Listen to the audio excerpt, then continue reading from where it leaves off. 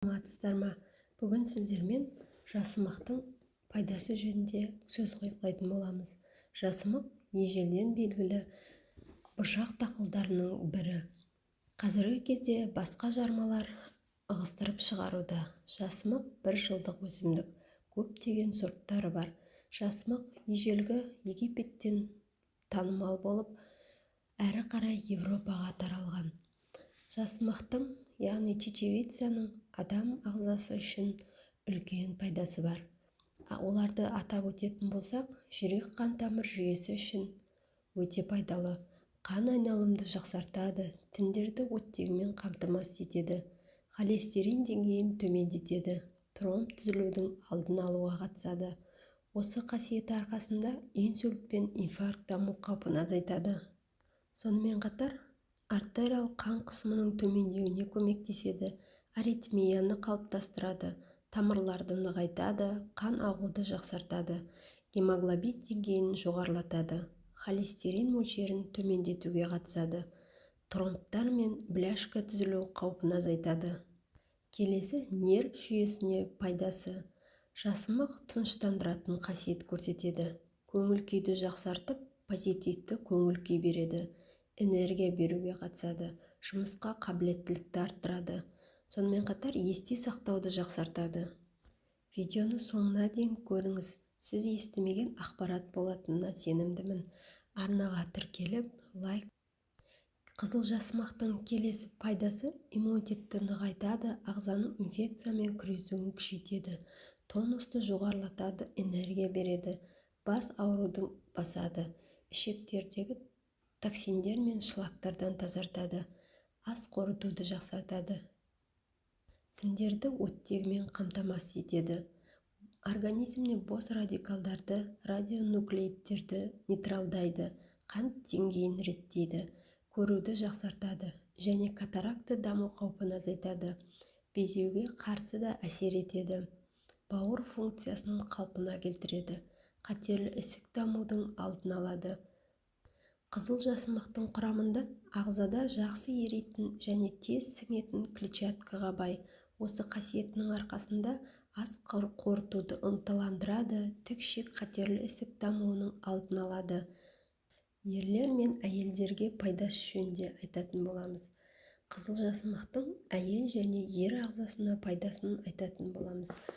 Тұрақты қолдану потенция. Жасымық ботқасы әйелдерде төстің қатерлі ісігі дамуын азайтады және қатерсіз жатыр ісігі даму қаупін төмендетеді. Климактериалдық және етеккір алды ауырсыну синдромды баяулатады.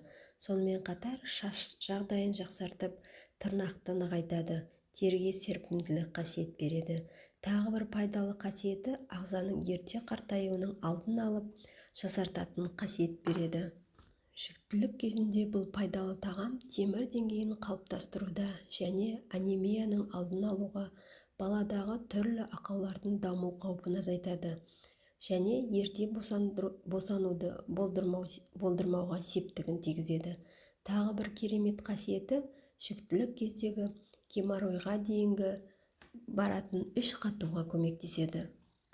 Жасымақтың химиялық құрамына тоқтала кететін болсақ, 100 грамм жасымақта тағамдық құндылығы 295 килокалория. Оның ішінде 24 грамм белок, 1,5 грамм май, 46-да 3 грамм көмірсу бар. Витамин минералдарға бай. Құрамында ағзаға жеңіл сіңетін белок көп мөлшерде бар. Барлық бұршақ тұқымдастарға қарағанда жасымық темірге бай болып келеді.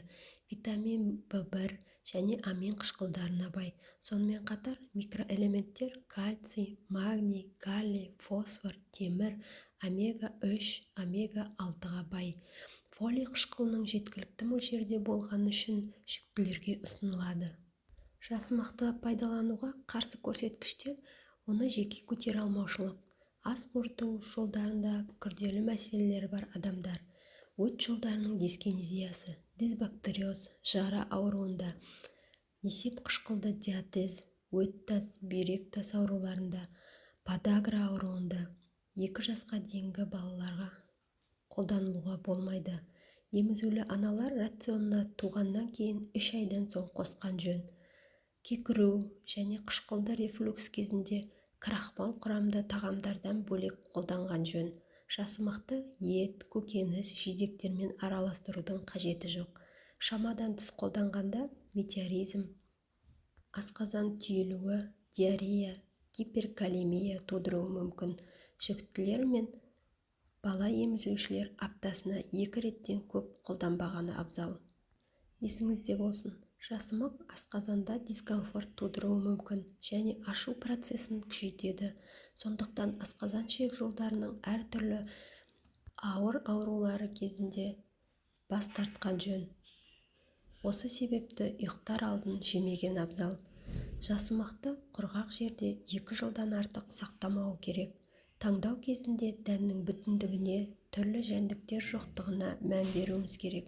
Бөлме температурасында қараңғы, құрғақ жерде сақтау керек. Көп мөлшерде газ түзілу алдын алу үшін бұршақ дәнділерге петрушка, укроп, кинза қосып пайдалануға кеңес беремін. Ақпарат